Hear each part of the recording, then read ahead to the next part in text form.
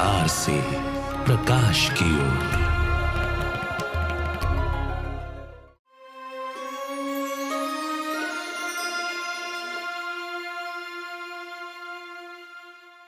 नमस्कार। अंधकार से प्रकाश की ओर सच्ची गीता सार इस कार्यक्रम के एक और कड़ी में आप सभी का स्वागत है। हर एक एपिसोड में हम एक बात को दूसरे से जोड़ते हुए जा रहे हैं। हर एक कड़ी से दूसरे कड़ी को जब आप देखते हैं तो पता चल रहा है कि कितनी सारी चीजें कनेक्शन में हैं। एक एक चीज जब हम सही तरीके से समझते हैं तो उससे जुड़ी हुई अगली चीज समझने में भी हमें आसानी होती है।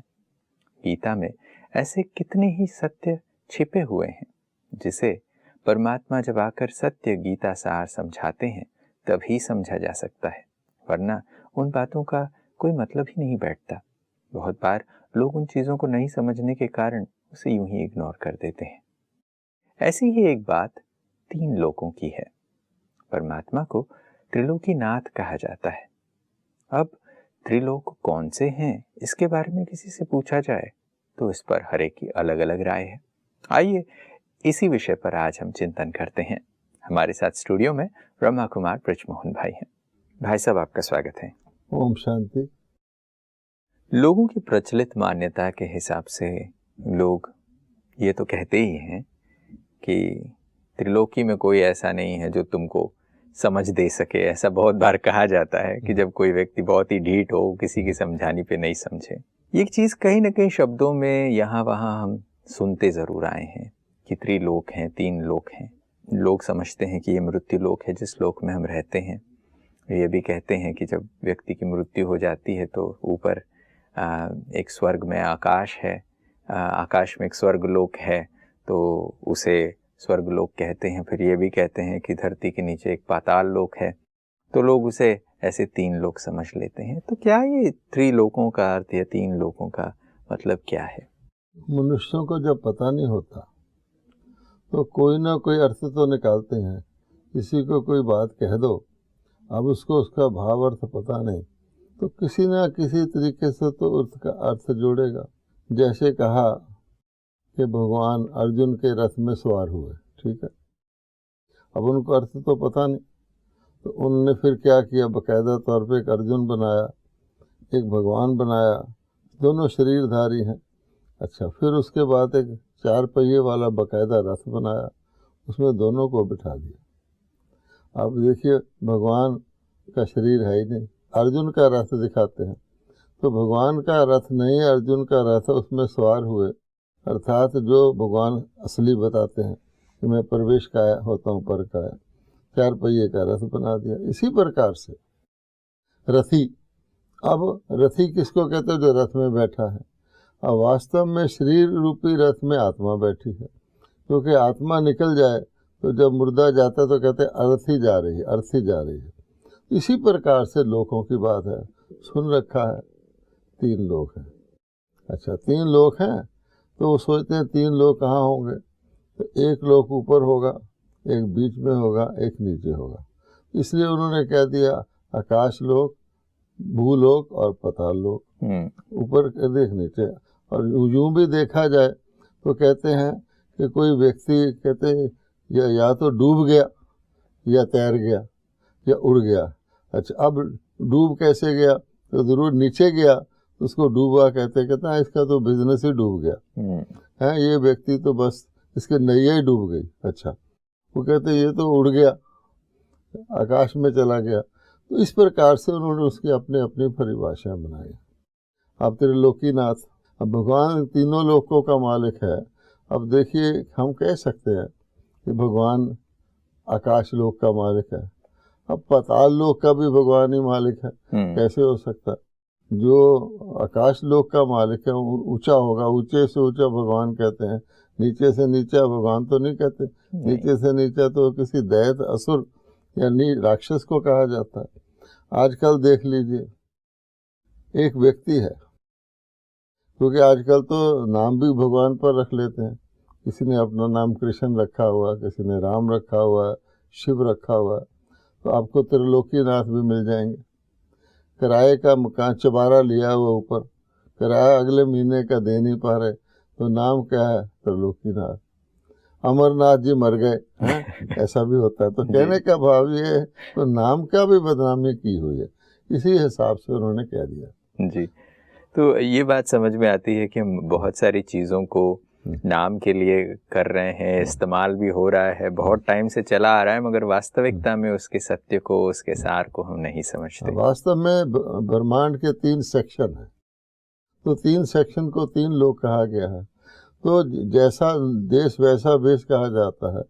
तो तीनों लोकों में मनुष्य आत्मा की अलग अलग स्थिति होती है, उस हिसाब से त्रिलोकीनाथ कहा गया। जैसे जब परमात्मा गीता के सत्य सार को सुनाने के लिए आते हैं, उस समय पर तीनों लोगों का क्या वो ज्ञान देते हैं? गीता इसके बारे में क्या कहती है?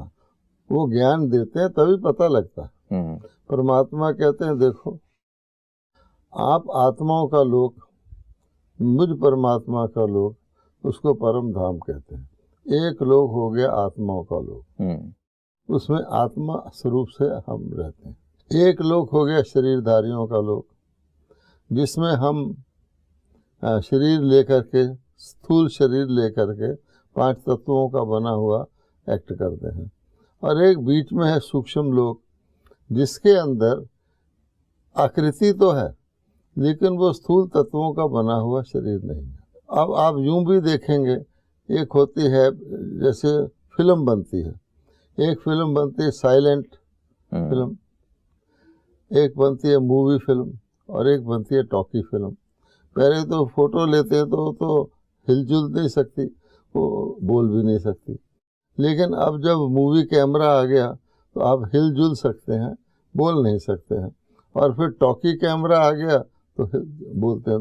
ये एक अच्छा एग्जाम्पल है कि आत्मा जब बिल्कुल ना उसकी आकृति है, ना वो बोल सकती है, ना उसका शरीर है, तो आत्मिक रूप में हो गया आत्मिक लोक। जब वो सूक्ष्म लोक में आती है, अर्थात वो बोल नहीं सकती है लेकिन लगता ऐसा जैसे बोल सकती है। सबसे अच्छा एग्जाम्पल है सपने का।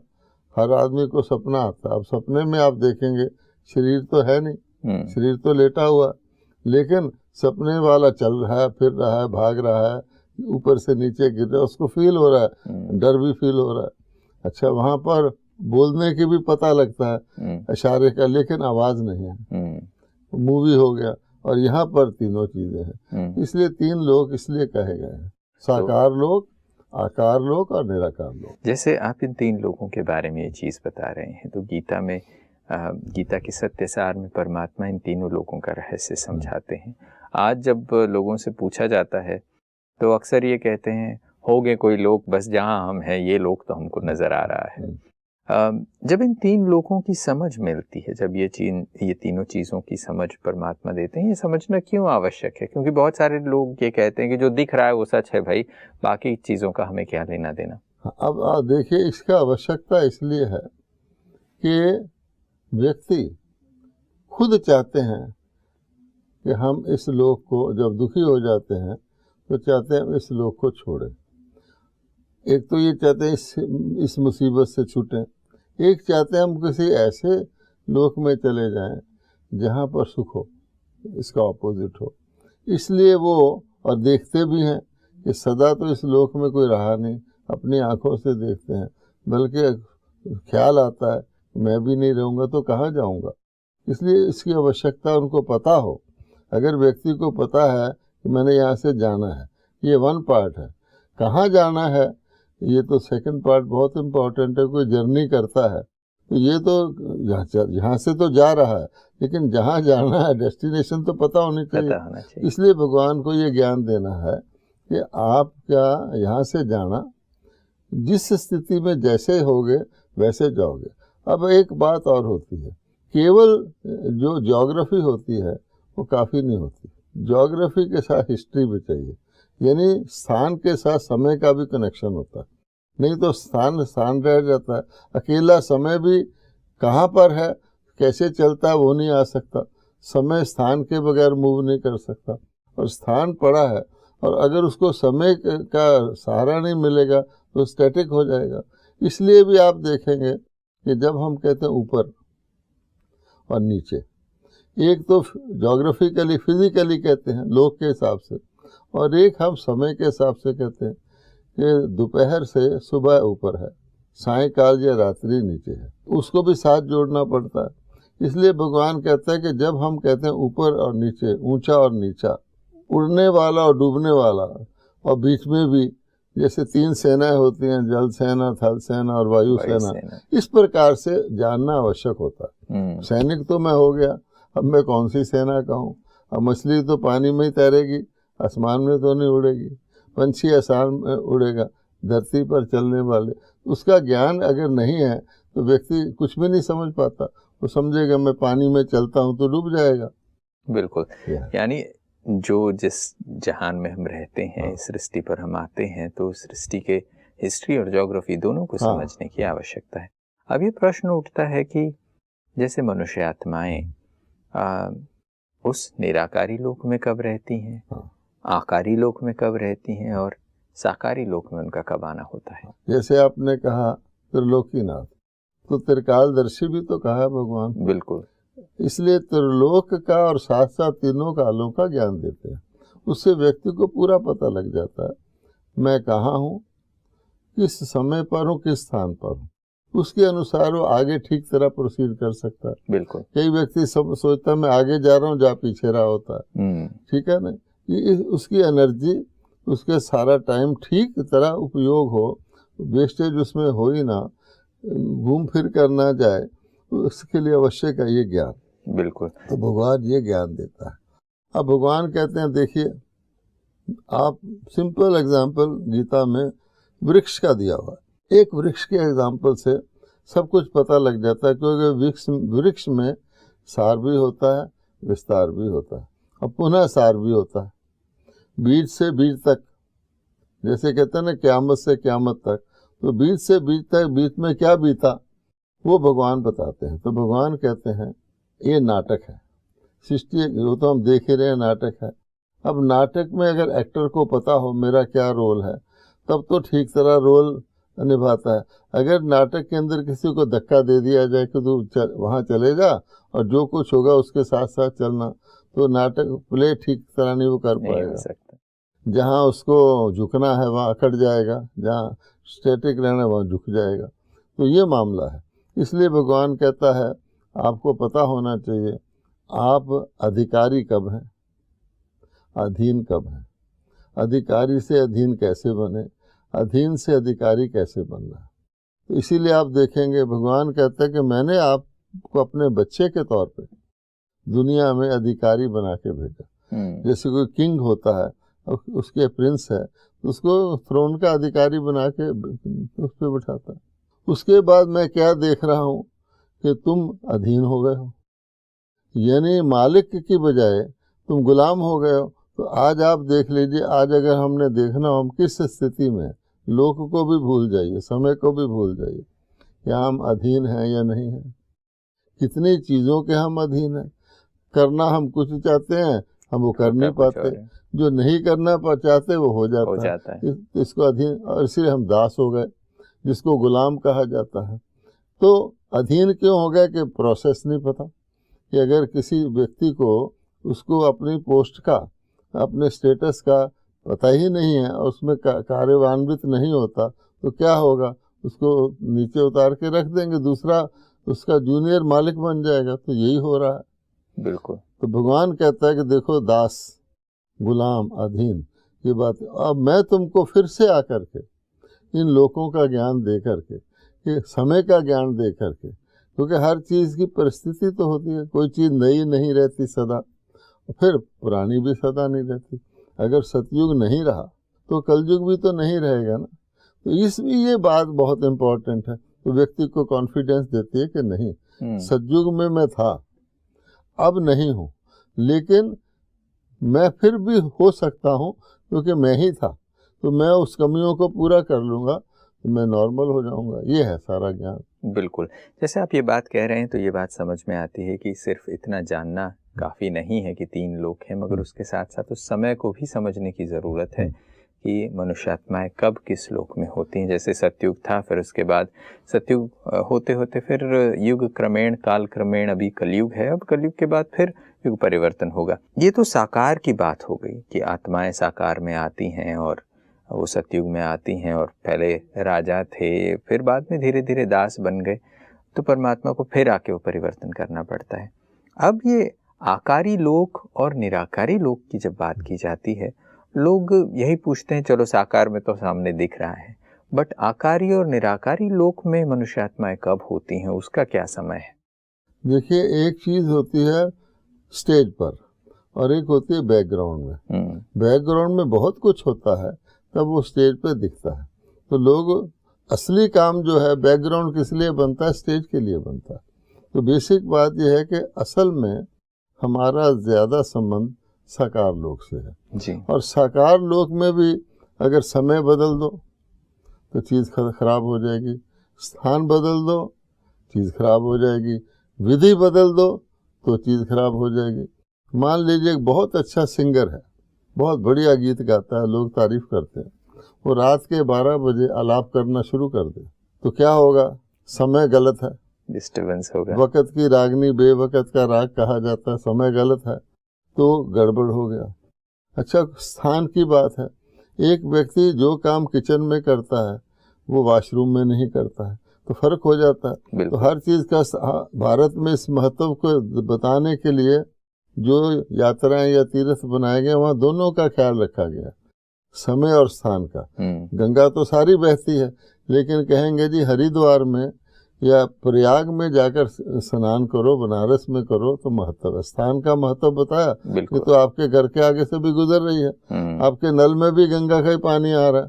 फिर समय ऐसे नहीं, फिर वो निश्चित करते हैं फलाने दिन, पूर्णिमासी के दिन या इस अवसर पर आप डुबकी लगाएंगे तो फायदा। आइडिया ये है कि व्यक्ति को कॉन्टेक्स्ट बताया जाए।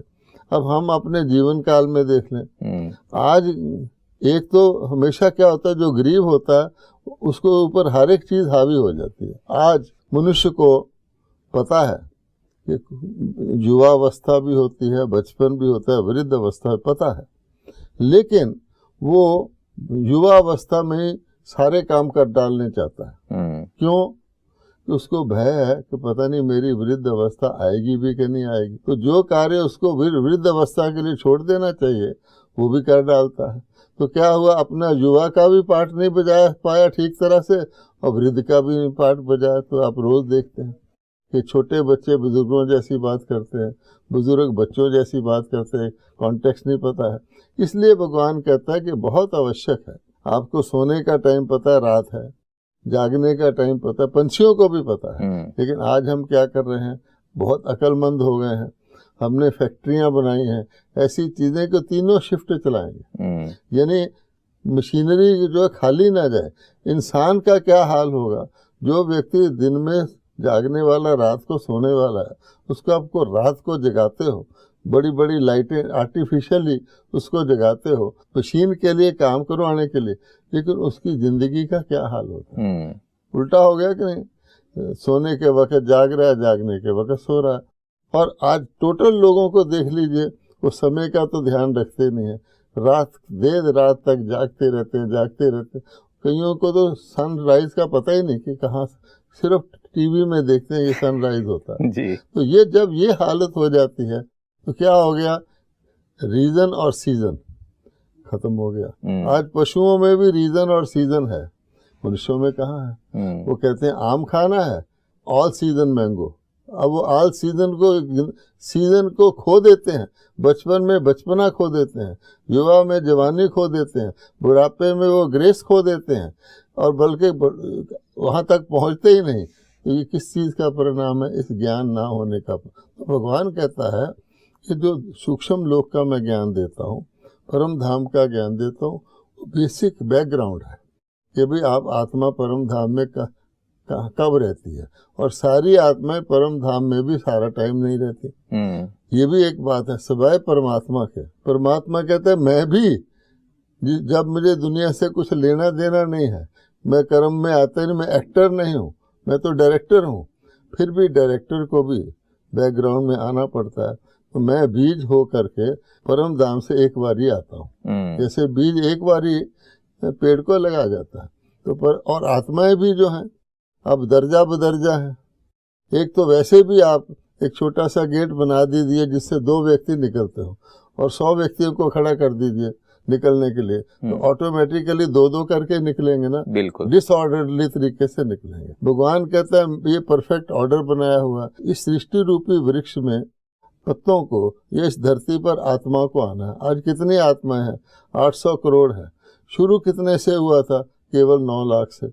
आप बताइए कि उसका भी सिस्टम है, उस सिस्टम में ऊपर आत्माएं रहती हैं परम धाम में। तो आपने पूछा परलोक में कितना समय रहते हैं? कितना समय रहते हैं। नीचे आती बार उनको सूक्ष्म लोक में आने की आवश्यकता ही नहीं, क्योंकि वो स्ट्रेट आती हैं, उनको आके जन्म लेना है। लेकिन जब यहाँ आके अपना अकाउंट बनाती रहती हैं, हिसाब बनाती हैं, तो किताब भी रखना पड़ता है, बिल्कुल उनका अकाउंट हो जाता है। तो लेकिन जब भगवान हिसाब किताब वापस ले जाता है, क्योंकि हर चीज़ का देखिए, जब पतझड़ का सीजन आता है, वो पेड़ का क्या होता है? वही पेड़ है, उसी जगह खड़ा है, लेकिन जब उसका सीजन ऑफ है तो एक नाम मात्र कहते हैं जी आम का पेड़ खड़ा है, तो उसमें पत्ते भी नहीं होते, कुछ भी नहीं होता, एक नाम मात्र खड़ा है। एक जिंदा मिसाल है सीजन के चेंज होने की जी। लेकिन जब उसका सीजन आना शुरू होता है, वहीं खड़ा है, उसमें थोड़ा थोड़ा बुरी आनी शुरू हो जाती है, पत्ते निकलने शुरू हो जाते हैं, खुशबू आती है, आप पास से गुजरेंगे, फिर आम निकलता है। तो सिस्टम है ना, उसी सिस्टम से भगवान ने कहा वो जो हमारा मनुष्यों का पेड़ है, झाड़ जिसको कहते हैं, वहाँ से आत्माएं नीचे आ जाते हैं। इनकॉर्पोरियल ट्री यहाँ आके कॉर्पोरियल, लेकिन वापस जाते समय it has to go back in the same situation जिससे आए थे। प्योर आए थे तो प्योर जाना है, तो रास्ते में अगर कोई इम्प्योरिटी आ गई है उसको रिमूव किया जाता है। उसके लिए फिर कैसे किया जाए? वर्षों तक, युगों तक हम काम करते हैं। आधे युग तो हमारे रॉन्ग एक्शन के ही हैं। वो जो आत्मा के ऊपर चढ़ जाता है, आवरण कहो, एडल्ट्रेशन कहो, उसको रिमूव करना है। तो उसके लिए भगवान ने सूक्ष्म लोक रखा हुआ कि जाने से पहले फिर वहाँ तुम्हारी उसी क्वारंटाइन जिसको कहते हैं रख करके अच्छी तरह तुमको साफ करके मैं ऊपर ले जाता हूँ। तो सूक्ष्म लोक में अंत में ही, सूक्ष्म लोक होता ही अंत के समय है, आत्माओं को वापस ले जाने के लिए, प्योरीफाई करने के लिए। और मेन पार्ट उनका यहाँ है। और परम धाम से दर्जा बदर्जा नंबर वाइज आते कि मान लीजिए किसी को ज्ञान हो जाए बीच में कि परलोक में जा कर के हम बिल्कुल शांति में रह सकते हैं, तो ऐसा नहीं कि उस वक्त बीच में कोशिश करके वो परलोक में जा सकता है।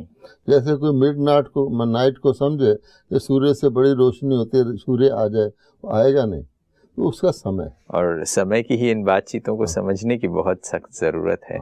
और वक्त हमें इतनी इजाज़त दे रहा है आज की बातचीत के लिए। तो आज के लिए बस इतना ही। कल फिर कुछ और बातों के साथ अगले एपिसोड में हाजिर होंगे। आज आप आए इसके लिए बहुत बहुत शुक्रिया। नमस्कार। ओम शांति। दोस्तों, आज अंधकार से प्रकाश की ओर सच्ची गीता सार में हमने तीनों लोकों के रहस्य के बारे में समझा है। ये बात कि परमात्मा आकर सच्ची गीता सार में फिर से ये ज्ञान देते हैं कि 3 लोक कब होते हैं, आत्माओं के 3 लोक क्या हैं, और हमें ये जानना क्यों आवश्यक है, इस पर भी हमने आज चिंतन किया है। आपके लिए भी ये चिंतन का विषय रहा होगा, ऐसी मैं आशा करता हूँ। आज के एपिसोड में बस इतना ही। फिर मुलाकात होती रहेगी। तब तक के लिए नमस्कार।